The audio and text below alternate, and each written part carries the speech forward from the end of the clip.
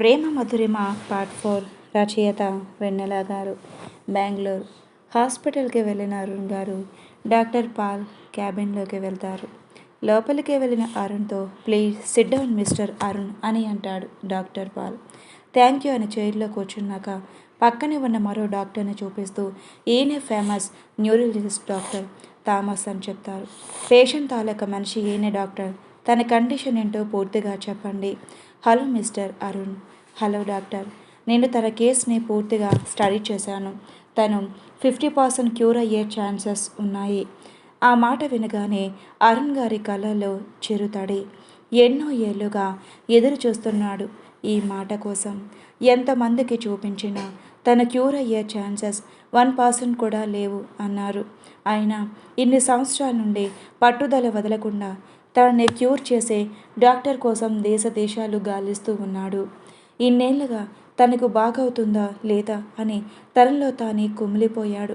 27 ఏళ్ల తర్వాత తన గురించి పాజిటివ్గా వింటుండే చాలా ఉద్వేగానికి గురి అవుతారు అరుణ్ గారు. తను మాకు చాలా ఇంపార్టెంట్ డాక్టర్. తన క్యూర్ అవ్వటం నాకు చాలా అవసరం. ఆ వ్యక్తితో కొంతమంది జీవితాలు ముడిపడి ఉన్నాయి. కొంతమంది జీవితాల్లో కనుమరుగైన నవ్వు తను కోలుకుంటూనే తిరిగి వస్తుంది. కొంతమంది చేసిన అరాచకాలు తన వల్ల బయటపడాల్సి ఉంది. ప్లీజ్ డాక్టర్, తనని ఎలాగైనా క్యూర్ చేయండి. ఓకే, మీ పెయిన్ నాకు అర్థమయ్యింది. Please control yourself mister Arun. నేను తనకి ట్రీట్మెంట్ ఇస్తాను. 50% తనకి క్యూర్ అయ్యే ఛాన్సెస్ ఉంది. మీరు ఓకే అంటే తనకు ట్రీట్మెంట్ స్టార్ట్ చేస్తాను. కానీ తను నార్మల్ అవ్వడానికి కొంచెం టైం పడుతుంది. ఓకే డాక్టర్, ఎంత టైం తీసుకున్నా పర్వాలేదు, కానీ తను నార్మల్ అవ్వాలి. తను నార్మల్ అయి కొంతమంది కళ్ళకు కమ్మిన అనుమానపు పొరలను దూరం చేయాలి. Okay mister, I will do my level best. Thank you doctor, thank you so much.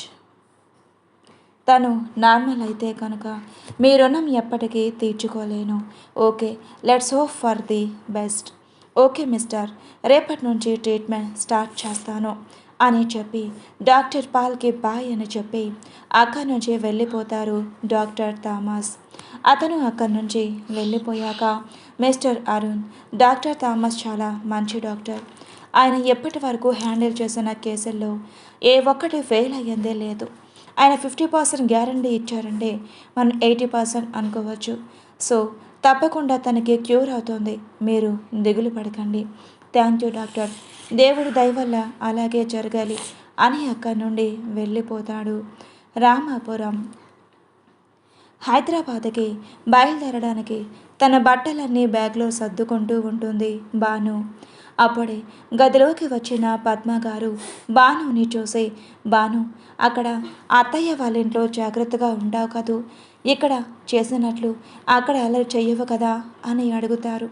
ఏంటమ్మా, ఇప్పుడు కూడా నువ్వు నన్ను తిడదామనే వచ్చావా? కాదే, నీకు 4 మంచి మాటలు చెబుదామనే వచ్చాను. అసలే అది హైదరాబాద్. సిటీలో వాళ్ళు ఎలా ఉంటారు మనకు తెలియదు కదా. అందుకే ఇక్కడ చుట్టుపక్కల వాళ్ళ మీద అరిచినట్లుగా అక్కడ కూడా అందరితో మాట్లాడకు. ఏంటమ్మా నీ ఉద్దేశం? ఇక్కడ చుట్టుపక్కల వాళ్ళందరితో నేను గొడవ పెట్టుకుంటున్నాను అనా? అది కాదే, ఎక్కడ నువ్వు గట్టిగా మాట్లాడినా, నువ్వు పొట్టి పెరిగింది ఇక్కడే కాబట్టి, నీ స్వభావం తెలుసు కాబట్టి ఎవరు ఏమీ అనుకోరు. కానీ అక్కడ అలా కాదు కదా. అక్కడ కూడా అలాగే ప్రవర్తించావంటే మాధవి అత్తయ్య వాళ్ళకి ఎలా ఉంటుంది చెప్పు. అందుకే అక్కడ కొంచెం కోపం తగ్గించుకో అని లాలనగా చెప్తుంటే, సర్లే, నువ్వు చెప్పినట్లే జాగ్రత్తగా ఉండాలి. ఎప్పటి వరకు నువ్వు ఎప్పుడు సిటీకి వెళ్ళిందే లేదు. ఇప్పుడు ఎలా ఉంటావో ఏమో అని దిగులుగా ఉంది. అమ్మ, నేనేమి పెళ్లి చేసుకొని అత్తారింటికి వెళ్ళడం లేదు. వారం రోజులు అత్తయ్య వాళ్ళ ఇంటికి వెళ్తున్నాను అంతే.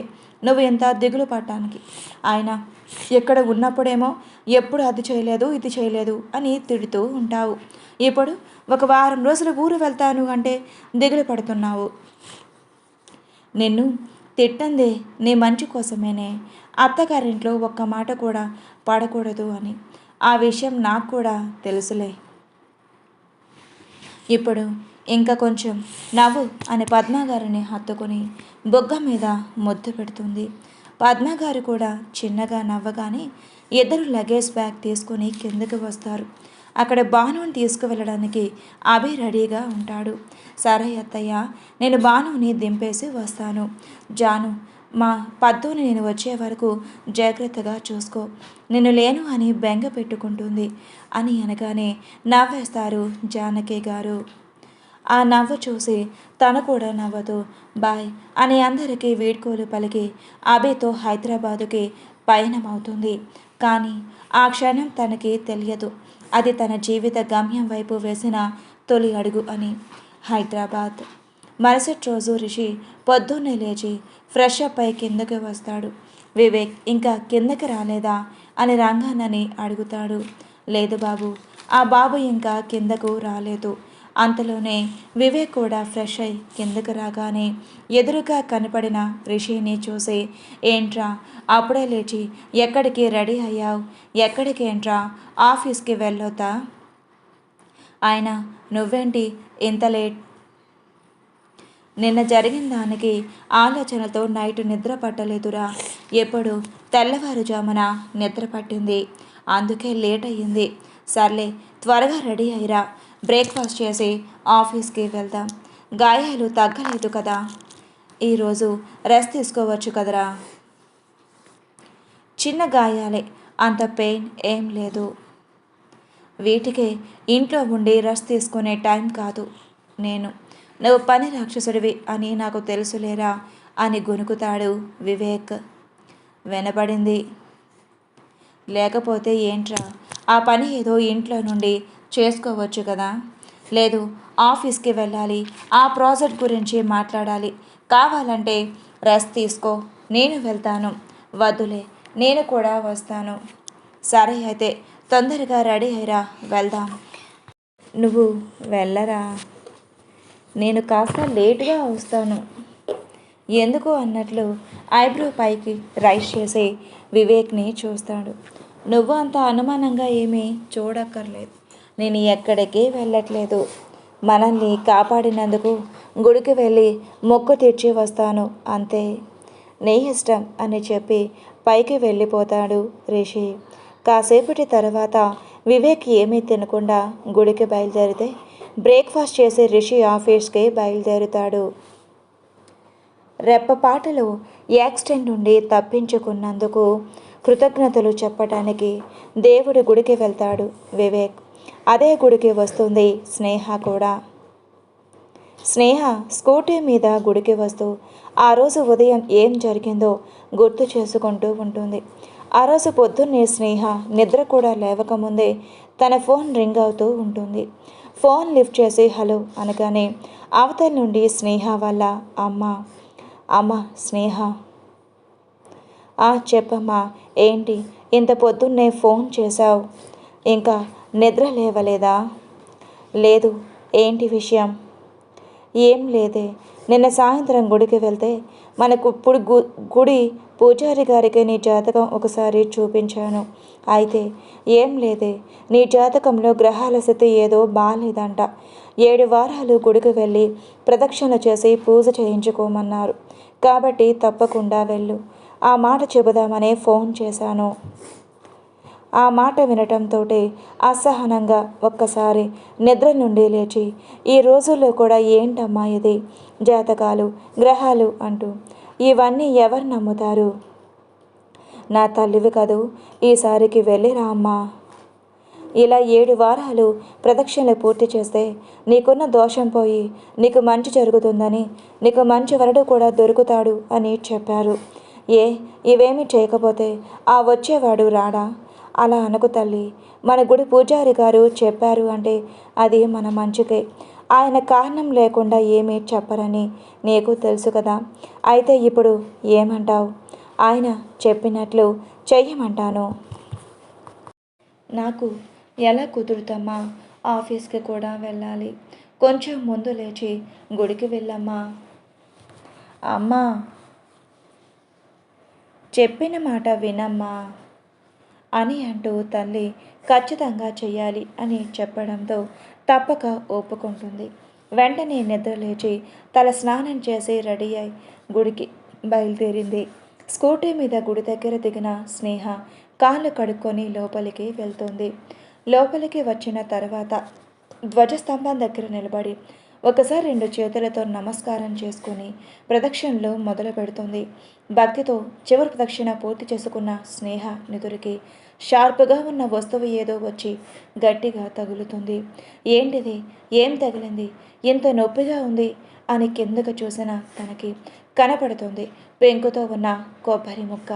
ఎక్కడి నుండి వచ్చింది అని పక్కన చూసిన స్నేహకి కనబడతాడు 101 కొబ్బరికాయలు మొక్కు తీర్చుకుంటున్న వివేక్. ఒక పక్కగా కొడుతున్నా కూడా వివేక్ కర్మకాలి అది స్నేహ నుదురికి తగులుతుంది. అసలే తల్లి మాటల వల్ల కోపంతో ఉన్న స్నేహ ప్రదక్షిణాల మాట మర్చిపోయి నుదుటి మీద కొంచెం గట్టిగానే తగిలిన కొబ్బరి ముక్కను ఒక చేత్తో పట్టుకొని నుదురు మీద కట్టిన బొబ్బని ఇంకో చేత్తో తరుముకుంటూ వివేక్ మీద యుద్ధానికి పోతుంది. ఓయ్ ఆగవయ్యా! ఒకసారి చుట్టూ చూసి తన పని తాను చూసుకుంటున్నాడు వివేక్. ఓయ్ నిన్నేనయ్యా అనగానే ఒక్కసారిగా వెనక్కి తిరిగి చూస్తాడు వివేక్. అలా వెనక్కి తిరిగిన వివేక్కి చేతిలో కొబ్బరి ముక్క పట్టుకొని కళ్ళల్లో కోపంతో తననే చూస్తూ కనిపిస్తుంది స్నేహ. తనని కొత్తగా చూస్తూ ఎవరు ఈ అమ్మాయి? ఈ అమ్మాయికి నేను తెలుసా? ఆయన నేను ఒక్కసారే కదా హైదరాబాద్ వచ్చిన ఇక్కడ బ్రాంచ్లో పని చేసుకొని వెళ్ళిపోయాను. ఈ అమ్మాయిని ఎప్పుడూ చూడలేదే. ఆయన తను నన్నెందుకు అంత కోపంగా చూస్తుంది? నేనేం చేశాను అని ఆలోచిస్తూ ఏంటండి ఎవరు మీరు? నన్నెందుకు పిలిచారు అని ఏమీ తెలియని వాడిలా వివేక్ అడగగానే పెళ్లి చేసుకుందామని అడగడానికి వచ్చాను. ఏంటి? లేకపోతే ఏంటయ్యా ఇది అని చేతిలో కొబ్బరి ముక్కని చూపిస్తుంది. పగిలిన కొబ్బరి ముక్క అండి, మాకు తెలియదు మరి. ఇది ఎక్కడి నుండి వచ్చింది? నాకెలా తెలుసండి? నువ్వు కొట్టిన కొబ్బరికాయల నుండి ఎగిరి వచ్చి నా తలకి కొట్టుకొని నా తల బొబ్బె కట్టింది. స్నేహ మాటలకు అయోమయంగా నిలబడి తన్నే చూస్తున్న వివేక్ని చూస్తూ అక్కడ చుట్టూ ఉన్న కొట్టిన టెంకాయల్ని చూస్తూ ఏంటయ్యా ఎన్ని కొడుతున్నావు? అది మొక్కండి. ఏం మొక్కు? టెంకాయలతో మనుషుల్ని కొట్టే కొత్త మొక్క? అయ్యో అదేం లేదండి. అయినా అలాంటి మొక్కలు కూడా ఉంటాయా? అలా ఎలా మనుషుల్ని కొడతారండి? మరి ఇదేంటి అని తన తలకు కట్టిన బొప్ప చూపెడుతుంది. తెలియకుండా తగిలిందండి, సారీ అని ఇన్నోసెంట్గా వివేక్ చెబుతున్నా కూడా వినకుండా నువ్వు కావాలనే నన్ను కొట్టావు అని గొడవ పెట్టుకుంటున్న స్నేహకి ఎంత నచ్చ చెబుతున్నా కూడా వినకపోతుంటే వింటున్న వివేక్కి సహనం నశించి ఇంకా లాభం లేదు అనుకుని ఏంటే ఇందాకటి నుండి చూస్తున్నాను, పోనీలే ఆడపిల్ల కదా, నా వల్ల దెబ్బ తగిలింది కదా అని నెమ్మదిగా మాట్లాడుతూ ఉంటే ఓ రెచ్చిపోతున్నావు అనగానే స్నేహ 2 కళ్ళు ఒక్కసారిగా పెద్దవి చేసి చూసి ఏంటేనా? అవునే అని ప్రెస్టేషన్తో అరుస్తూ ఒక కాలుతో నేలని గట్టిగా తన్ని దవడలు బిగించి ఇప్పుడు వచ్చావురా నువ్వు అని నీ అసలు క్యారెక్టర్లోకి ఇందాకటి నుండి ఇన్నోసెంట్లా నటిస్తున్నావు కదా అనగానే అవునే, అయితే ఏంటి? ఇదే నా ఒరిజినల్ క్యారెక్టర్. అయితే ఏం చేస్తావు? ఏం చేస్తానా అని కొట్టడానికి ఏమైనా దొరుకుతుందో ఏమో అని చుట్టూ చూసి ఏమీ దొరక్క మాటలతోనే ఇద్దరు హారాహోరీగా తగువ పెట్టుకుంటుంటే వాళ్ళని చూసి పక్కన వాళ్ళు ఇది గుడి అమ్మ, ఇలా తగువ పెట్టుకుంటున్నారు ఏంటి?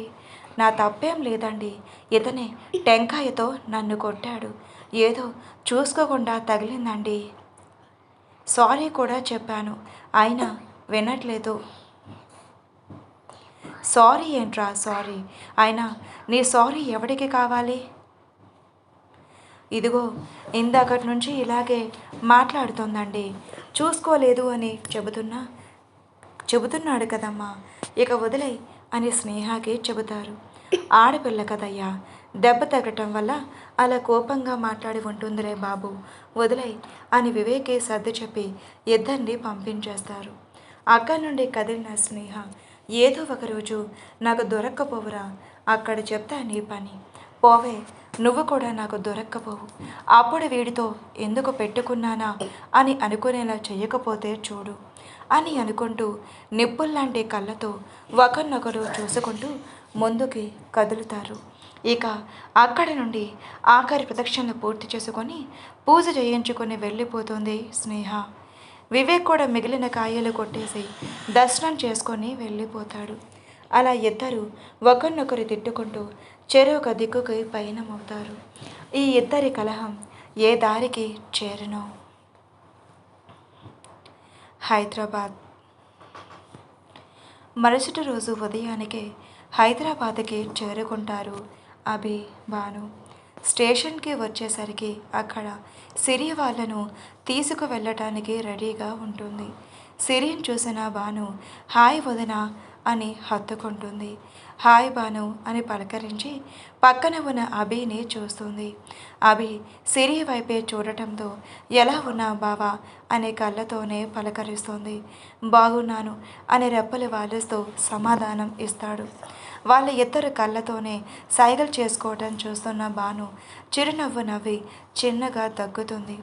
ఇక్కడ నేను ఒకదాన్ని ఉన్నాను అని పరధ్యానంలో ఉన్న ఇద్దరు దాని నుండి బయటకు వచ్చి సరే ముందు ఇంటికి పదండి అని సిరి అనడంతో అక్కడి నుండి బయటకు వచ్చి కార్ దగ్గరకు వస్తారు. లగేజ్ కార్ డిక్కీలో పెట్టించి వాళ్ళు కార్లో కూర్చున్నాక సిరి వాళ్ళను తీసుకుని ఇంటికి బయలుదేరుతుంది. వివేక్ని తిట్టుకుంటూ ఫుల్ ప్రెస్టేషన్తో ఇంటికి వచ్చిన స్నేహాన్ని చూసి ఏమయ్యిందే అంత కోపంగా ఉన్నావు, వెళ్ళేటప్పుడు బాగానే ఉన్నావుగా, ఇప్పుడు ఏంటి చిటపటలాడుతూ ఉన్నావు అని అడుగుతోంది మధు. ఏమయ్యిందా, పొద్దున్నే మా అమ్మ జాతకాలు గ్రహాలు అంటూ నా మూడు చెడగొట్టి గుడికి వెళ్ళి ప్రదక్షిణలు చేయమని చెబితే సరే గుడికైనా ప్రశాంతంగా వెళ్దామని వెళ్తే అక్కడ కూడా మనశ్శాంతి లేకుండా పోయింది. గుడిలో మనశ్శాంతి లేకపోవటం ఏంటి, ఆయన ఇది ఇంత కోపంగా ఉంది ఏంటి అని అనుకుంటూ రా ముందు ఇలా కూర్చో అని తనని కూర్చోబెట్టి వాటర్ గ్లాస్ చేతికిచ్చి ముందు కొంచెం వాటర్ తాగు. స్నేహ వాటర్ తాగి గ్లాస్ పక్కన ఉన్న టేబుల్ మీద పెడుతుంది. ఇప్పుడు చెప్పు ఏమయ్యిందో అని అడుగుతూ ఉండగానే మధు చూపు భాను నుదురు మీద పడుతుంది. నుదురు కొంచెం చిట్లి వాచి ఉండటం చూసి ఏంటి నుదురు వాచింది అని అడుగుతుంది. మధు అలా అడగగానే గుడిలో జరిగింది మరోసారి రీల్ వేసి చెబుతుంది. ఏంటి టెంకాయ మొక్క తగిలిందని అంత గొడవ చేశావా, అతనేదో మొగ్గు కోసం కొబ్బరికాయలు కొట్టుకుంటుంటే పొరపాటున నీకు తగిలి ఉంటుంది, దానికి అంత గొడవ చెయ్యాలా అని మధు అనగానే ఉక్రోషంతో నువ్వు కూడా ఏంటి వాడినే సపోర్ట్ చేస్తున్నావు అని అనగానే అతను చూడటానికి ఎలా ఉన్నాడు, బాగానే ఉన్నాడు, అందరినీ కావాలని కొట్టి వాళ్ళతో గొడవ పెట్టుకుంటున్నాడా, లేదు అందరితో చాలా మర్యాదగానే మాట్లాడాడు, మరి అతని పోకిరి అని నువ్వు ఎలా అంటావు, అతను సారీ చెబుతూ ఉన్నా నువ్వు వినకపోయేసరికి అలా మాట్లాడి ఉంటాడు, అంతే అంటావా, ఖచ్చితంగా అంతే, నువ్వు చెప్పిన దాన్ని బట్టి చూస్తే అతను కావాలని నీ జోలికి రాలేదు, నువ్వు ఎంత చెబుతున్నా వెనకపోయేసరికి నీతో అలా మాట్లాడాడు, మధు మాటల్ని బట్టి అతడు మంచివాడే అని మనసు చెబుతున్నా ఒప్పుకోవటానికి ఈగో అడ్డు వస్తుంది. వెంటనే కుర్చీలో నుంచి పైకి లేచి అయినా సరే వాడు నన్ను అన్ని మాటలు అన్నాడు, నువ్వు వాడిని సపోర్ట్ చేయడానికి వేయలేదు, నువ్వు నా ఫ్రెండ్వి, నన్ను కాదు అని ఇంకెవరినైనా సపోర్ట్ చేశావో అని కళ్ళు ఒరిమి చూస్తుంది. ఇది పొద్దున్న ఆంటీ మీద ఉన్న కోపమంతా ఎవరి మీదో చూపించినట్లు ఉంది పాపం అని అనుకొని చెయ్యను తల్లి చెయ్యను, నీకు తప్ప ఎవరికి సపోర్ట్ చెయ్యను, ముందు ఆ కోపం తగ్గించు అని లోపలికి వెళ్ళి టిఫిన్ ప్లేట్ తీసుకొని వచ్చి ఇస్తుంది. టిఫిన్ ప్లేట్లో తనకిష్టమైన పూరి విత్ ఆలూ కర్రీ ఉండటంతో పొద్దుట్నుంచి ప్రదక్షిణల కోసం ఏమీ తినకుండా ఉండటంతో ఒక్కసారిగా ఆకలి గుర్తొస్తుంది. గబగబా టిఫిన్ ప్లేట్ తీసుకొని థ్యాంక్స్ మధు, నాకు ఇష్టమైన టిఫిన్ చేసినందుకు అని ప్లేట్ లాక్కొని తినేస్తుంది. ఇప్పటి వరకు కోపం చూపించి చిన్నపిల్లల టిఫిన్ తింటున్న స్నేహాన్ని చూసి నవ్వుకుంటూ లోపలికి వెళ్ళి బ్యాండేజ్ తీసుకువచ్చి స్నేహ నుదుటికి వేసి ఆఫీస్కి రెడీ అవ్వడానికి వెళ్ళిపోతుంది. సిరితో కలిసి ఇంటి ముందు దిగుతారు అభి, భాను. గుమ్మంలోని ఎదురు వచ్చిన మాధవి గారిని చూసి అత్త అని అరుస్తూ వెళ్ళి హత్తుకుంటుంది భాను. ఎలా ఉన్నావే, ఎప్పుడు రమ్మన్నా రాను అంటావు, ఇన్నాళ్ళకి వచ్చావు, లోపలికి రా అని తీసుకుని వెళ్తారు. అత్తయ్య, అన్నయ్య కూడా ఉన్నాడు. వెనకే ఉన్న అభిని చూసి ఎలా ఉన్నావు అభి, నువ్వు కూడా లోపలికి రా. వస్తున్నాను అత్తయ్య, మీరు పదండి, నేను లగేజ్ తీసుకొని వస్తాను అనడంతో మాధవి గారు భానుని తీసుకొని లోపలికి వెళ్ళిపోతారు. వాళ్ళు లోపలికి వెళ్ళిన తర్వాత అక్కడ ఎవరూ లేకపోవటంతో సిరిని గట్టిగా హత్తుకుంటాడు అభి. నిన్ను చాలా మిస్ అవుతున్నాను సిరి. నేను కూడా బావా అని ఒకరి కౌకిల్లో ఒకరు మైమరిచిపోతారు. 10 నిమిషాలు గడిచిన ఒక్క మాట కూడా మాట్లాడుకోరు. వాళ్ళ మౌనాన్ని ఛేదిస్తూ లోపల నుంచి మాధవి గారు అభి లోపలికి రా అని పిలవటంతో లగేజ్ బ్యాగ్స్ తీసుకొని లోపలికి వెళ్ళిపోతాడు. ఈ అమ్మ కూడా ఇంతే, ఎప్పుడు ప్రశాంతంగా మాట్లాడుకోనివ్వదు. ఇంతలోనే లోపలికి రా అని పిలవాలా, వస్తున్నాడు కదా అని అనుకుంటూ కార్ పార్కు చేసి లోపలికి వస్తుంది. లోపలికి వచ్చిన వాళ్ళకి రూమ్ చూపించి ఫ్రెష్ అయి రమ్మని చెబుతుంది. ఫ్రెష్ అయి వచ్చిన తర్వాత బ్రేక్ఫాస్ట్ చేస్తూ సిరితో, వదిన, నాకు ఇక్కడ అన్నీ చూపించాలి, రాక రాక వచ్చాను, నేను అక్కడ అన్నీ చూశాను అని నా ఫ్రెండ్స్తో చెప్పాలి, ముందు ప్రశాంతంగా తినవే, అది అన్నీ చూపిస్తుంది కానీ అని మాధవి గారు అనటంతో అందరూ కలిసి టిఫిన్ చేస్తారు. తర్వాత రెడీ అయి వచ్చిన ప్రభాకర్ గారు అందరినీ పలకరించి ఆఫీస్కి వెళ్ళిపోతే అభి కూడా నేను కూడా బయలుదేరుతాను అనటంతో అదేంటి అభి, అప్పుడే వెళ్ళిపోతావా?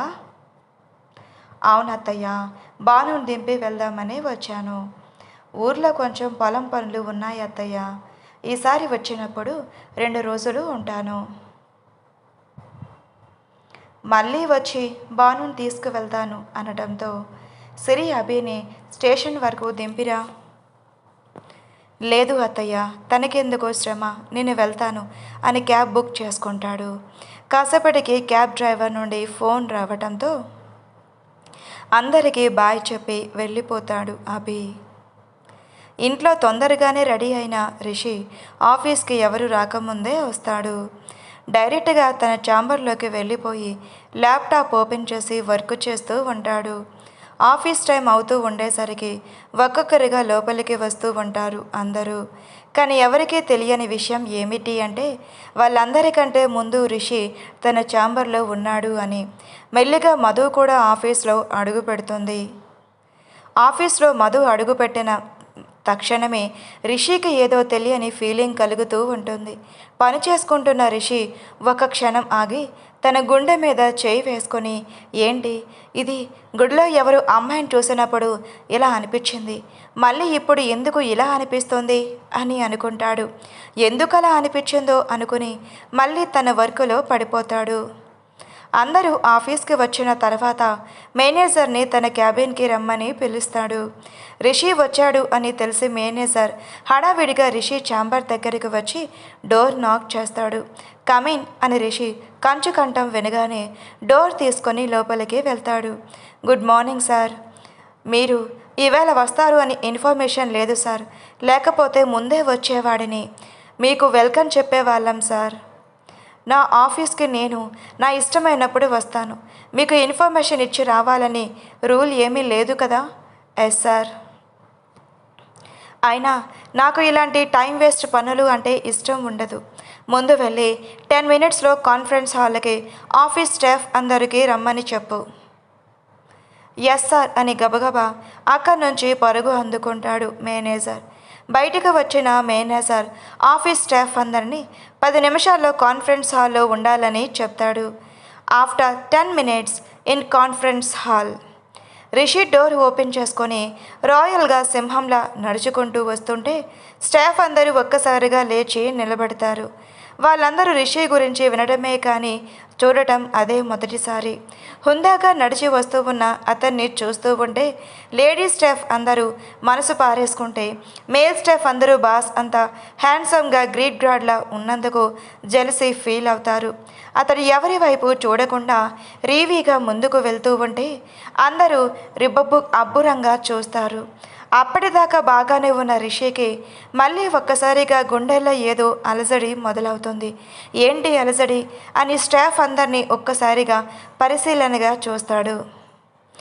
ఎక్కడో చివరి లైన్లో sky blue colour churidar, white legging, white దుప్పటాతో చిన్న ప్లక్కర్ పెట్టి లూజ్గా వదిలేసిన నల్లటి కురులు, విశాలమైన నుదురు, చంపక చారేడు కళ్ళు, సన్నని ముక్కు, అందమైన ఇరటి పెదాలు, విరిసిన చిరునవ్వుతో అప్పుడే ఆకాశం నుండి కిందకు వచ్చిన మబ్బు తునుకలా ఉంటుంది మధు. ఒక్కసారిగా మధుని చూసిన రిషి మనసు తెలియని గిల్లింతలకు గురి అవుతూ ఉంటే అలా చూస్తూనే ఉండిపోతాడు.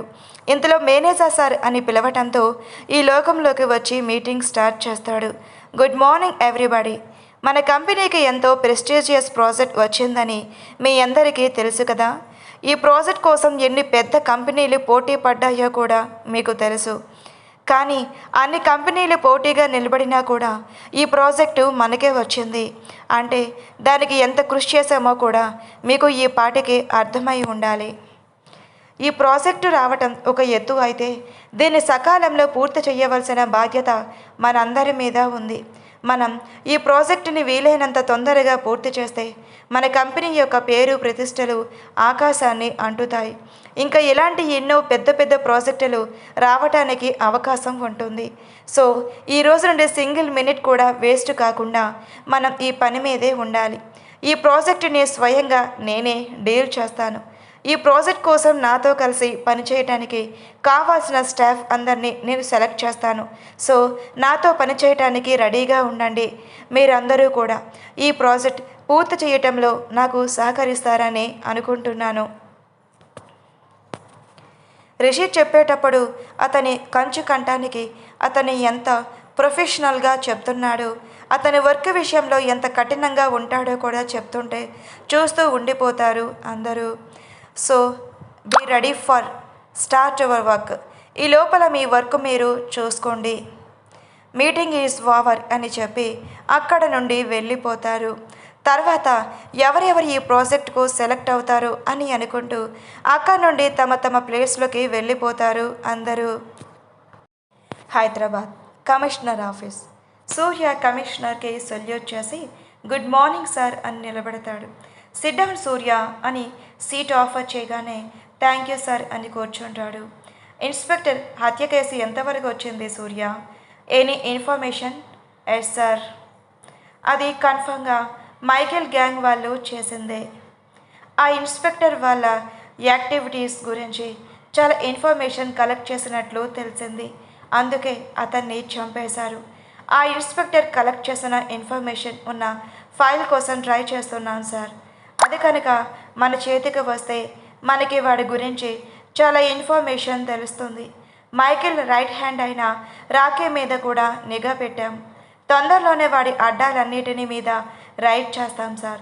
కానీ ఇందులో మెయిన్ హెడ్ మైకేల్ మాత్రమే కాదు, కనపడకుండా కూడా ఇంకా ఎవరో ఉన్నారు అనిపిస్తుంది. పైకి మాత్రం వీడిని చూపించి లోపల తెలియని మాస్టర్ మైండ్ ఎవరో ఉన్నారు. వాడే వీడి వెనుక నుండి మొత్తం నడిపిస్తూ ఉన్నాడు. వీడికి అన్ని ఇన్స్ట్రక్షన్స్ వాడే ఇస్తున్నాడు. వాడు ఆడినట్టు వీడు ఆడుతూ ఉన్నాడు. అంత కరెక్ట్గా ఎలా చెప్పగలవు సూర్య? ఇది నా అనుమానం మాత్రమే సార్. దీని గురించి కూడా ఎంక్వైరీ చేయిస్తున్నాను. త్వరలోనే క్లారిటీగా చెప్తాను. ఓకే సూర్య, ఆ పని మీదే ఉండు. తొందరగా ఈ కేసు సాల్వ్ చెయ్యు. Okay sir. Okay, you can go now. Yes sir అని మరోసారి సొల్యూట్ చేసి అక్కడి నుండి వెళ్ళిపోతాడు సూర్య. గుడి నుండి చాలా కోపంతో ఇంటికి వచ్చిన వివేక్కి టిఫిన్ కూడా చెయ్యాలి అనిపించక డ్రెస్ చేంజ్ చేసుకొని ఆఫీస్కి వెళ్ళిపోతాడు. ఆఫీస్కి వెళ్ళిన తర్వాత రిషి క్యాబిన్ డోర్ కూడా నాక్ చేయకుండా లోపలికి వెళ్ళిపోతాడు వివేక్. లోపలికి వచ్చిన వివేక్ అసహనంగా రిషి ముందు ఉన్న చైర్లో కూర్చుంటే వివేక్ మోహన్ చూసిన రిషి, ఏమైందిరా, ఎందుకలా ఉన్నావు అని అడుగుతాడు. అది ఎందుకు అడుగుతావులే, ఏమయ్యింది? గుడిలో మొక్కు తీర్చుకుందాం అని వెళ్తే ఎవరో ఒక అమ్మాయి తగిలిందిరా. పెద్ద తిక్క పిల్లలా ఉంది. నా తప్పేమీ లేకుండా మొత్తం తప్పంతా నాదే అన్నట్లు ప్రవర్తించింది. నేను ఎంత మర్యాదగా మాట్లాడినా వినిపించుకోలేదురా. అందుకే నేను కూడా 4 వాయించి వచ్చాను. ఏంటి, నువ్వు అమ్మాయిని తిట్టి వచ్చావా? మరి ఏం చేయమంటావురా? ఎంత బ్రతిమిలాడినా వినిపించుకోకపోతే అసలు ఇంతకి ఏమయ్యింది? ఏం జరిగిందో వివేక్ రిషికి అంతా చెప్పేసరికి ఆ అమ్మాయి కావాలనే నీతో గొడవ పెట్టుకున్నట్లు ఉందిరా. ఏమోరా, ప్రశాంతంగా ఉంటుంది అని గుడికి వెళ్తే మొత్తం మైండే పాడైపోయింది. నిన్న జరిగిన దానికి నిద్ర పట్టక గుడికి వెళ్ళి మొక్కు తీర్చుకొని కాసేపు ప్రశాంతంగా ఉండి వద్దాం అని అనుకుంటే తిక్క పిల్లలా తగిలిందిరా. ఎవరి మీద ఉన్న కోపం మొత్తం నా మీద తీర్చుకున్నట్లుగా ఉంది. ఎప్పుడో ఒకసారి ఎదురు పడకపోదు, అప్పుడు చెప్తా దాని పని. ఆడపిల్ల మీద శపథాలు ఏంట్రా? శపథాలు కాదు బావా, పంతం. Tit far taught. తీర్చుకోకపోతే నా ఇగో ఒప్పుకోదు. అయినా ఈ ప్రాజెక్ట్ అయిపోగానే మనం మళ్ళీ బెంగళూరు వెళ్ళిపోదాము. ఆ మాత్రం దానికి ఎందుకురా ఈ పంతాలు? మన ప్రాజెక్టు పని పూర్తి చేసుకొని ప్రశాంతంగా వెళ్ళిపోక ఈ లోపలే నాకు కనబడకపోతుందా బావా? అప్పుడు చెప్తాను. సర్లే, వర్క్ చేస్తావా, ఇంటికి వెళ్తావా? లేదురా, వర్క్ చేస్తాను. మైండ్ అన్నా కాస్త ఫ్రెష్ అవుతుంది. ఓకే, నీ ఇష్టం. ఇంతకీ ప్రాజెక్ట్ గురించి మాట్లాడావా? మాట్లాడానురా. దానికి కావాల్సిన మెంబర్స్ని సెలెక్ట్ చేయాలి. దానికోసం ఎంప్లాయీస్ లిస్టు చెక్ చేయాలి. తర్వాత వాళ్ళ వర్క్ ఎఫిషియన్సీ చూసి సెలెక్ట్ చేయాలి. అప్పుడే వర్క్ స్టార్ట్ చేయగలం. అందుకే మేనేజర్ని అడిగి ఎంప్లాయీస్ లిస్ట్ మొత్తం నాకు మెయిల్ చేయమన్నాను. మేనేజర్ లిస్ట్ పంపగానే నేను ప్రాజెక్ట్కి కావాల్సిన వాళ్ళని సెలెక్ట్ చేస్తాను. నువ్వు నీ వర్క్ చూడు అని తను చేయవలసిన వర్క్ షేర్ చేస్తాడు రిషి. ఓకే అని తన క్యాబిన్కి వెళ్ళిపోతాడు వివేక్. మేనేజర్ దగ్గర నుండి మెయిల్ రావడంతో అది ఓపెన్ చేసి ఎంప్లాయీస్ లిస్ట్ అంతా చెక్ చేస్తూ ఉంటాడు రిషి. అందరి డీటెయిల్స్ చూస్తూ ఉన్నా కానీ అతని కళ్ళు మాత్రం ఇంకా దేనికోసమో వెతుకుతూ ఉంటాయి. అంతలో కనబడుతుంది మధు యొక్క ఇన్ఫర్మేషన్. పేరు మధురిమ. తండ్రి పేరు రఘురామ్. చదువు బీటెక్. ఊరు Ramapuram. New joining. Performance very best. Join అయిన కొద్ది కాలంలోనే చాలా ఎఫిషియెంట్గా వర్క్ చేస్తుంది. డీటెయిల్స్ చూస్తూ ఉన్న అతను పేరు మధురిమ అని చూడగానే మధురిమ మధు అన్న దగ్గరే ఆగిపోతాడు. గ్రీన్ కలర్ చుడీదార్ వేసుకొని ఉన్న చిన్న పాస్పోర్ట్ సైజ్ ఫోటో, దానిలో కూడా చాలా అందంగా ఉంది మధు. ఎవరి ఈ అమ్మాయి? నా మనసు ఎందుకు తన గురించి ఆరాటపడుతుంది? తన డీటెయిల్స్ కనపడేంత వరకు ఎందుకు నా కళ్ళు వెతుకుతూనే ఉన్నాయి? ఎందుకు తను చూడగానే నాకు దగ్గర వాళ్ళని చూసిన ఆత్మీయ భావం కలుగుతుంది? ఈ అమ్మాయి నాకు ఏమవుతుంది? ఎప్పటి వరకు ఏ అమ్మాయిని కూడా నన్ను కోరి వచ్చిన కనీసం తన వైపు కూడా చూడలేదు. మరి ఇప్పుడు నేనెందుకు తన వైపుకు ఇలా ఆకర్షితునిగా అవుతున్నాను? ఆయన నేను తను చూసిందే ఇదే మొదటిసారి. ఆయన నా మనసెందుకు తన కోసం పరుగు పెడుతుంది? మా మధ్య ఏదో తెలియని బంధం ఉన్నట్లు ఎందుకు అనిపిస్తుంది? ఏం మాయ చేస్తున్నావు మధు? ఈ రిషిత్ వర్మని నీ వైపుకు తిప్పుకుంటున్నావా అని అనుకుంటూ ఒక్కసారిగా తల విదిలించి మళ్ళీ లిస్ట్ చెక్ చేస్తూ ఉంటాడు. తనకు కావాల్సిన వారిని కొంతమందిని సెలెక్ట్ చేసుకుంటాడు రిషి. ఆ లిస్ట్లో ఆటోమేటిక్గా మధు పేరు కూడా చేరిపోతుంది. లిస్ట్ని ఫైనలైజ్ చేసిన మేనేజర్ని పిలిచి వీళ్ళందరినీ ఈ ప్రాజెక్టు కోసం సెలెక్ట్ చేశాను, వీళ్ళందరికీ ఇన్ఫర్మేషన్ పాస్ చేయమని చెప్తాడు. ఓకే సార్ అని వినయంగా అక్కడి నుండి వెళ్ళిపోతాడు మేనేజర్. బయటకు వెళ్ళిన మేనేజర్ లిస్ట్లో ఉన్న వారందరికీ మీరందరూ న్యూ ప్రాజెక్ట్ టీంలో సెలెక్ట్ అయ్యారు అని ఇన్ఫర్మేషన్ పాస్ చేయగానే అందులో మధు పేరు చూసి అందరూ ఒక్కసారిగా షాక్ అవుతారు. ఈ అమ్మాయి న్యూ జాయినింగే కదా, ఈ అమ్మాయి సెలెక్ట్ అవ్వటం ఏంటి? బాస్ వచ్చి 3 గంటలే కూడా కాలేదు, అప్పుడే తన అందంతో బాస్ని పడేసిందా అని మధు తమకంటే అందంగా ఉండి ఎవరిని పట్టించుకోకుండా తన వర్క్ పర్ఫెక్ట్గా చేసుకుంటూ తక్కువ రోజుల్లోనే బెస్ట్ ఎంప్లాయ్గా మంచి పేరు తెచ్చుకుందని తనకంటే అసూయపడే కొంతమంది లేడీ స్టాఫ్ అనుకుంటే ఆయన బాస్కి అపర ప్రవరాజ్యుడిని పేరు కదా, మరి మధుని చూసి పడిపోయారా? లేకపోతే నిజంగా తన వర్క్ ఎఫిషియన్సీని తను సెలెక్ట్ చేసేశారా అని మరికొందరు అనుకుంటూ ఉంటారు. ఆ లిస్ట్లో వినయ్ కూడా సెలెక్ట్ అవుతాడు. తనతో పాటు మధు పేరు కూడా ఆ లిస్ట్లో ఉండటంతో ఆ ప్రాజెక్ట్ అయ్యే లోపలే మధుని లొంగ తీసుకోవటానికి ఇది ఒక గొప్ప అవకాశంగా అతనికి కనిపిస్తుంది. ఎలాగైనా తనని ఈ ప్రాజెక్టు నెపంతో తను చాలా మంచివాణ్ణి, తనకి మధు అంటే ప్రాణమని మధు దగ్గర నటించి తనని పొందాలని అనుకుంటాడు. మధు దగ్గరికి కూడా తను సెలెక్ట్ అయిన ఇన్ఫర్మేషన్ వస్తుంది. లిస్ట్లో తన పేరు చూసి ఒక్కసారిగా అవాక్ అవుతుంది మధు.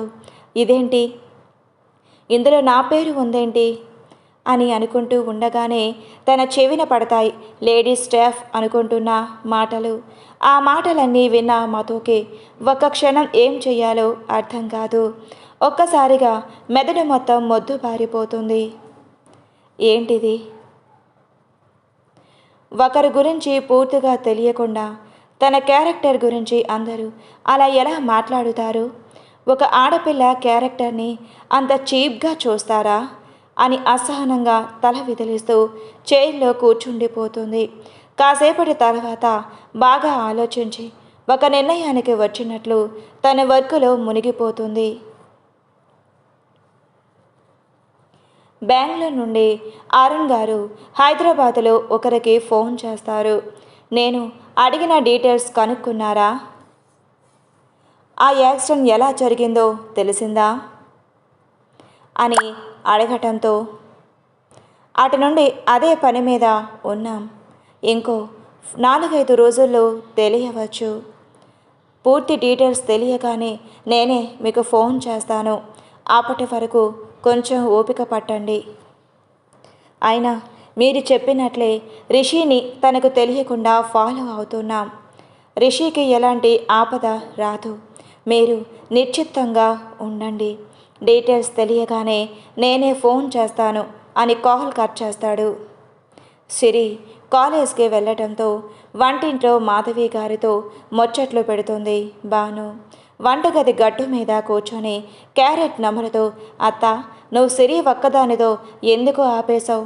ఒక కొడుకును కూడా కని ఉంటే చక్కగా నీ కొడుకుకి భారీగా నీకు కోడలిగా ఇక్కడ సెటిల్ అయిపోయేదాన్ని కదా అని భాను అనగానే ఒక్కసారిగా మాధవి గారికి గతం కళ్ళ ముందు మెదిలి కళ్ళల్లో నీళ్లు తిరుగుతాయి. మాధవి గారు కళ్ళల్లో నీళ్లు చూసిన భాను ఒక్కసారిగా గట్టు మీద నుండి దూకి, ఏమైందత్త, నేనేమైనా అడగకూడండి అడిగానా అని అంటూ తన కళ్ళల్లోని నీళ్లను తుడుస్తుంది. మాధవి గారు కూడా తేరుకొని చీరకొంగు కన్నీరు తుడుచుకుంటూ, అదేమీ లేదే, సిరికి 2 ఏళ్ళప్పుడు నాకు ఒకసారి యాక్సిడెంట్ జరిగింది. అప్పటికి నాకు 3వ నెల. ఆ యాక్సిడెంట్ వల్ల నాకు అబార్షన్ అయ్యింది. నా బిడ్డతో పాటు గర్భసంచితో తొలగించకపోతే పెద్ద ప్రమాదానికి కూడా ప్రాణానికి కూడా ప్రమాదమని డాక్టర్స్ చెప్పారు. మీ మావయ్య ఒక క్షణం కూడా ఆలస్యం చేయకుండా నా భార్యకి ఏమీ కాకూడదు అని డాక్టర్స్తో చెప్పి గర్భసంచి తీయించేశారు. అందుకే నాకు సిరి తర్వాత ఎవరూ లేరు అని కొంచెం బాధగా చెప్పడంతో తనకు తెలియకుండానే పాత విషయాలు గుర్తు చేసి తన అత్త మనసుని బాధ పెట్టాను అని అనిపించిన భానుకి, అయినా అత్త, నువ్వు నాకు అత్తగారుగా సెట్ అవ్వవులే. భాను మాటలు విన్న మాధవి గారు అర్థం కానట్లు చూస్తుంటే, అంటే అత్త, నాకు చిన్నప్పటి నుండి గయ్యాలి అత్తగారు రావాలని ఒక కోరిక. నువ్వు మరీ మంచిదానివి అత్త, అందుకే నువ్వు ఆ క్యారెక్టర్కి సెట్ అవ్వవు. అదేం కోరికే అని క్వశ్చన్ మార్క్ ఫేస్తో చూస్తూ ఉంటే, అలా చూస్తున్నావేంటత్తా, అలాంటి కోరిక ఏంటాగనా, ఏం చేయమంటావు? చిన్నప్పటి నుండి మా పెద్దమ్మ మా అమ్మ టీవీ సీరియల్స్ చూస్తూ ఉంటే అందులో అత్తగారు కోడల్ని పెట్టే హింసలు అవన్నీ మౌనంగా కన్నీళ్లతో భరించే కోడల్ని చూసి నాకు అలాంటి అత్తగారు రావాలి అని మా అత్తగారికి చుక్కలు చూపించి 3 చెరువుల నీళ్లు తాగించి భానుతో అంత ఈజీ కాదు అనిపించి నా అత్తగారిని మార్చి గయ్యాలి అత్తని గంగిగోవులా మార్చిన ఉత్తమ కోడలుగా గుర్తింపు తెచ్చుకోవాలని నా కోరిక. మరి ఆ కోరిక తీరొద్దా?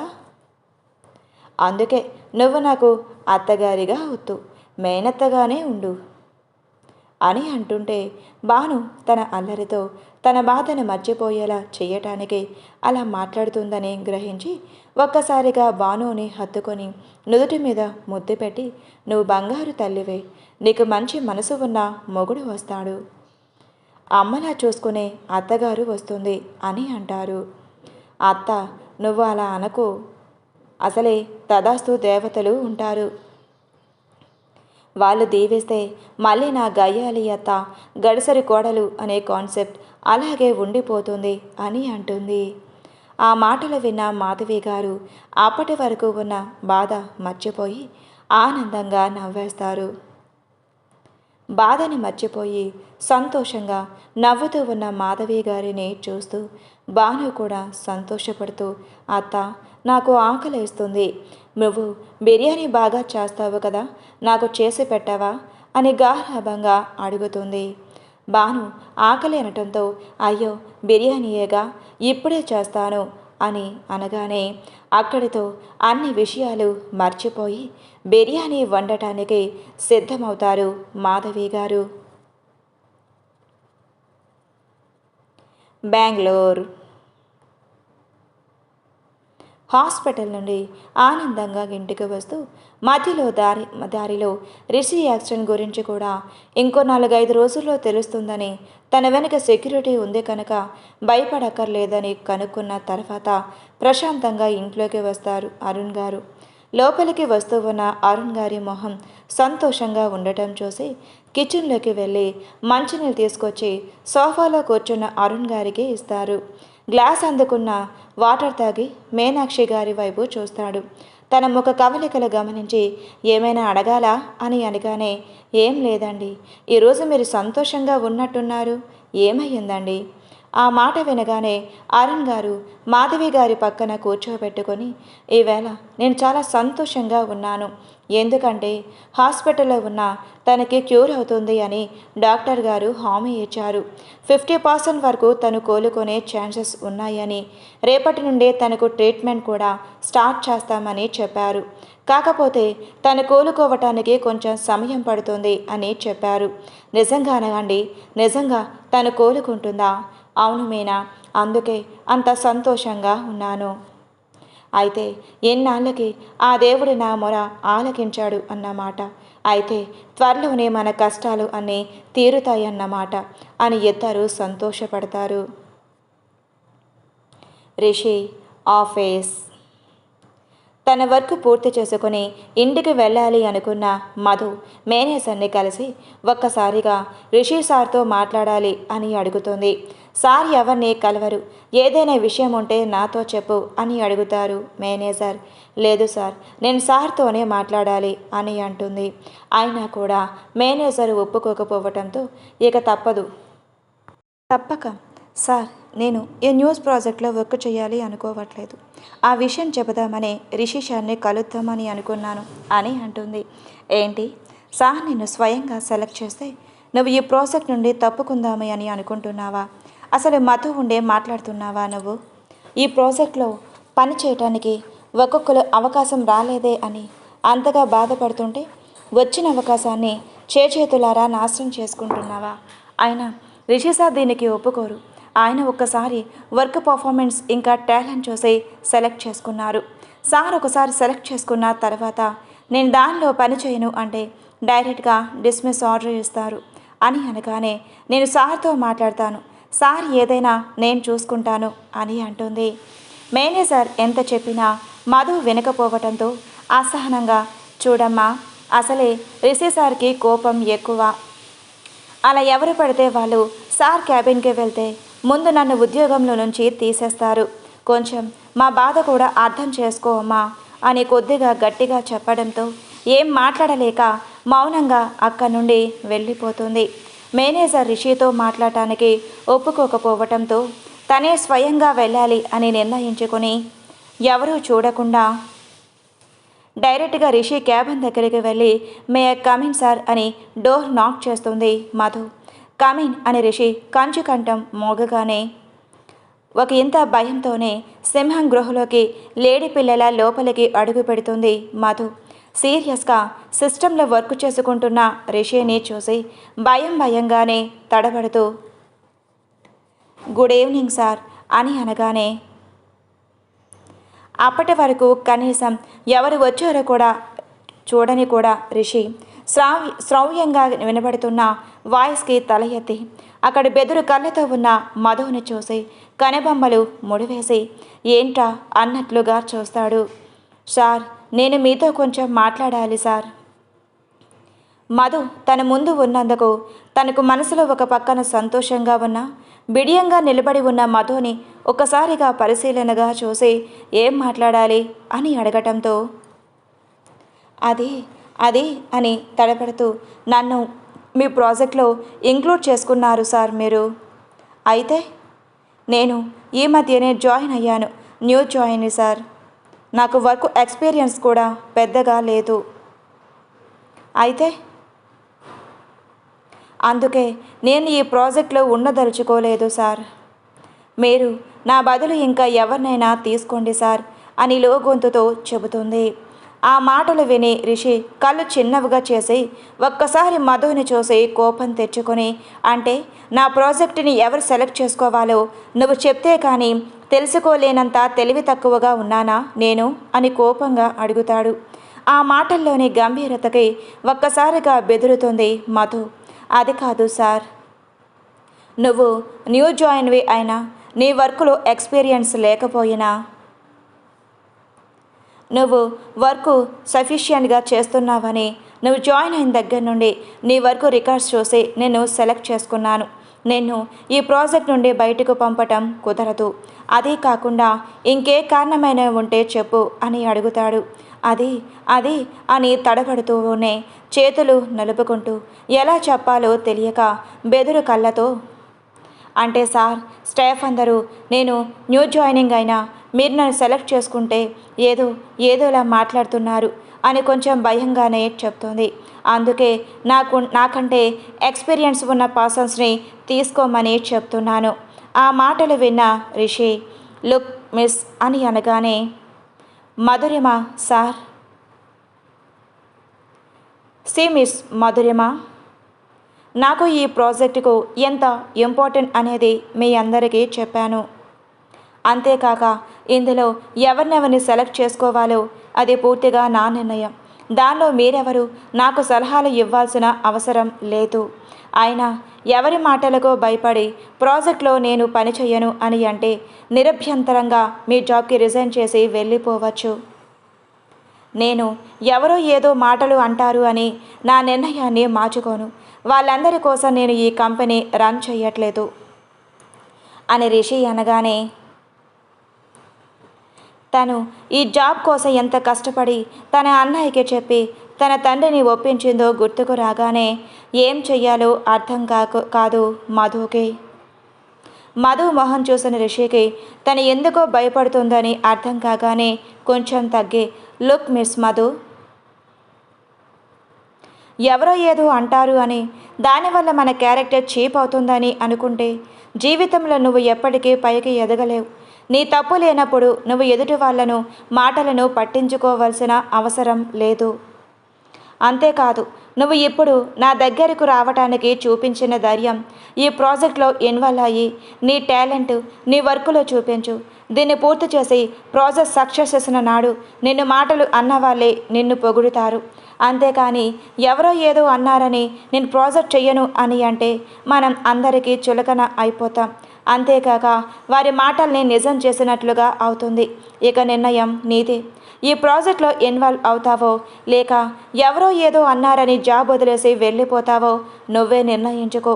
మనం మన కష్టంతో ఎదుగుతూ ఉన్నప్పుడు మన ఎదుగుదలని చూడలేని కొంతమంది వాళ్ళ మాటలతోనో చేష్టలతోనో దాన్ని ఆపటానికి ప్రయత్నిస్తారు. అలాంటి వాళ్ళకి అవకాశం ఇవ్వకుండా మనం ఎదిగినప్పుడే మన సమర్థత బయటపడుతుంది. అంతేకాని వాళ్ళ మాటల్ని పట్టుకొని మనం వెనక్కి తగ్గితే అది మన పిరికితనం అవుతుంది. నువ్వు పిరికిదానివి కాదు అని నేను అనుకుంటున్నాను. అంత ఆలోచించి నిర్ణయం తీసుకో. అర్థమయ్యిందా? Yes sir. రేపటి నుండి ఈ ప్రాజెక్ట్లో వర్క్ చేస్తావని అనుకుంటావో లేకపోతే రిజైన్ చేసి వెళ్ళిపోతావో నిర్ణయం నీదే. నౌ యూ క్యాన్ గో అని అనగానే మౌనిక మౌనంగా వెళ్ళిపోతుంది. మధు ఆఫీస్ నుండి వెళ్ళిపోయిన తర్వాత రిషి ఒక్కసారి తన మాటలు గుర్తు చేసుకుంటాడు. వెంటనే ఆఫీస్లోని సీసీటీవీ ఫుటేజ్ ఓపెన్ చేసి మధు వర్క్ చేసే దగ్గర ఉన్న ఫుటేజ్ని చూస్తాడు. అక్కడ కొంతమంది మాట్లాడిన మాటలు, తర్వాత మధు కొంచెం డల్ అవ్వటం, తిరిగి తన వర్క్ చేసుకోవటం అంతా కనిపిస్తుంది. అంతా చూసి ల్యాప్టాప్ క్లోజ్ చేస్తాడు. మాధవి గారు చేసిన బిర్యానీ తిని ప్రశాంతంగా సోఫాలో కూర్చుని టీవీలో ఛానల్స్ మారుస్తూ న్యూస్ ఛానల్స్లో వచ్చే బ్రేకింగ్ న్యూస్ చూస్తూ ఉంటుంది భాను. ఒక న్యూస్ ఛానల్లో న్యూస్ రిపోర్టర్ మాట్లాడుతూ, ఇప్పుడే అందిన తాజా వార్త, సిటీలోనే పేరు పొందిన పబ్లో దొరికిన మత్తు, అక్కడ మత్తులో తాగుతూ ఉన్న యువత, మత్తు గురించి నాకేమీ తెలియదు అంటున్న పబ్ మేనేజర్ అంటూ అసలు సిటీలో ఏం జరుగుతుంది? దీని గురించి మరింత సమాచారం ఇన్స్పెక్టర్ రహీంని అడిగి తెలుసుకుందాం. రిపోర్టర్, సార్, మీకు ఇక్కడ మత్తు సప్లై అవుతున్నాయని అనుమానం ఎలా వచ్చింది? రహీం, కొన్ని రోజుల క్రితం ఒక కాలేజ్ స్టూడెంట్ ఇక్కడ నుండి పార్టీ చేసుకుని వెళ్తూ యాక్సిడెంట్కి గురి అయ్యాడు. అదే టైంలో అటువైపు పెట్రోలింగ్కి వచ్చిన మా స్టాఫ్ అతన్ని చూసి అంబులెన్స్కి కాల్ చేసి హాస్పిటల్లో జాయిన్ చేశారు. తర్వాత హాస్పిటల్లో అతని దగ్గర ఎంక్వైరీకి వెళ్ళిన మాకు డాక్టర్ ద్వారా తెలిసిన విషయం ఏమిటి అంటే అతడు మత్తు తీసుకున్నాడు అని. అప్పుడే అతని మొత్తం డీటెయిల్స్ ఇంకా అతని ఎక్కడి నుండి వస్తున్నాడో ఎంక్వైరీ చేసి తెలుసుకున్నాం. ఆ ఎంక్వైరీలో భాగంగానే ఈరోజు ఇక్కడ రైడ్ చేయటం జరిగింది. ఇక్కడ కొన్ని మత్తుల నిల్వలు బయటపడ్డాయి. ఇదంతా ఎవరు చేయిస్తున్నారో, యువతని మత్తుకి ఎవరు బానిసలుగా చేస్తున్నారో ఇంకా తెలియాల్సి ఉంది. ఈ విషయాలు అన్నిటి గురించి మా ఏసీపీ సార్ ఎంక్వైరీ చేస్తూ ఉన్నారు. దీనికి కారణమైన ఎవరిని మా సార్ వదిలిపెట్టారు అని చెప్తూ ఉంటాడు. మీ సార్ అంటే ఎవరు సార్? ఏసీపీ సూర్యదేవ్ అని గర్వంగా చెప్తాడు రహీం. ఏసీపీ సూర్య గారంటే కొన్ని నెలల క్రితం కర్నూలుని గడగడలాడించిన సూర్యగారా? అవును, ఆ సారే. కొద్ది రోజుల క్రితమే సార్ స్పెషల్ కేసు మీద ఇన్వెస్టిగేషన్ కోసం ఇక్కడికి వచ్చారు. ఏసీపీ సూర్య గారు కేసు టేకప్ చేశారు అంటే త్వరలో నిజ నిజాలు బయటపడతాయి. ఆయన సామర్థ్యం ఏంటో ఇక్కడ అందరికీ తెలుసు. కర్నూలు ప్రజలు ఎప్పుడు ఎటువంటి అల్లర్లకు గురి కాకుండా ప్రశాంతంగా ఉన్నారు అంటే అక్కడ రౌడీ షీటర్లందరినీ మట్టుపెట్టింది ఏసీపీ సూర్య గారే అని న్యూస్ రీడర్స్ అందరూ ఏసీపీ సూర్యను పొగుడుతూ ఉంటారు. ఎవరబ్బాయి ఏసీపీ తెగ పొగుడుతున్నారు అని అనుకుంటుంది భాను. టీవీలో అన్నిసార్లు సూర్యదేవ్ అన్న పేరు వింటుందే కానీ ఎక్కడా కూడా సూర్య ఫోటోలు చూపించరు. ఈయన ఎవరో కానీ మంచి పోలీసులా ఉన్నాడు, ఒకసారి చూడాలి అని అనుకుంటుంది భాను.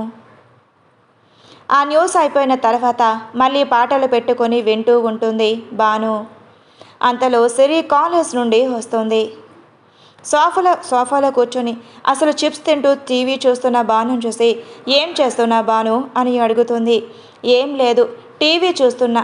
ఎప్పటి వరకు న్యూస్లో ఎవరో ఏసీపీ సూర్యదేవ్ అంట, ఆయన్ని పొగడ్తలతో ముంచేశారు అని చెబుతుంది.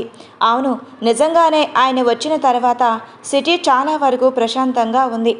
ఎక్కడ అల్లర్లు కానీ అరాచకాలు కానీ లేవు. ఇలాంటి వాళ్ళు ఉన్నంతకాలం మనం కాస్త ప్రశాంతంగా ఉండొచ్చు అని అంటుంది. అందరూ అతని గురించి పాజిటివ్గా చెప్తూ ఉంటే ఎక్కడో అతనంటే తన మనసులో ఒక మంచి అభిప్రాయం ఏర్పడుతుంది. తర్వాత పొద్దుటి నుండి తను ఏం చేసిందో చెప్పి సిరి బుర్ర ఫ్రై చేస్తుంది. తర్వాత తన గయ్యాలి అత్త గడిసరి కోడల కాన్సెప్ట్ చెప్పగానే పొట్ట పట్టుకొని మరీ నవ్వుతుంది సిరి. ఆయన అదేం కోరికే అని అనగానే బాధ్యతమ్మా బాధ్యత.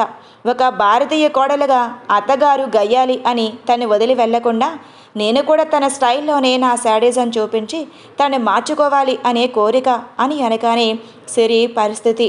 ఇక ముచ్చట్లాపి ఫ్రెష్ అయ్యి రాసిరి. వేడివేడిగా పొకాడి చేశాను, తిందువు గాని అని మాధవి గారు అనగానే సరే అని పైకి వెళ్ళిపోతుంది.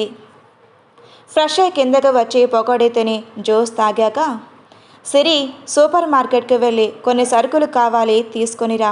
అబ్బా ఇప్పుడేంటమ్మా, నేను ఇప్పుడే కదా కాలేజ్ నుండి వచ్చింది. స్కూటీ మీద ఎంతసేపే, వెళ్ళవే. 20 నిమిషాలే కదా, వెళ్ళిరా అమ్మా అనటంతో వదిన నేను ఎప్పుడు సిటీలో సూపర్ మార్కెట్ ఎలా ఉంటాయో చూడలేదు, నేను కూడా వస్తాను అనటంతో సరే అని ఇద్దరు బయలుదేరుతారు. Please like and subscribe for more videos. Story ఎలా ఉందో కామెంట్లో చెప్పడం మాత్రం మర్చిపోవద్దే. స్టోరీ ఇంకా చాలా బాగుంటుంది, కామెడీగా ఉంటుంది, మీకు చాలా బాగా నచ్చుతుంది, చూడండి.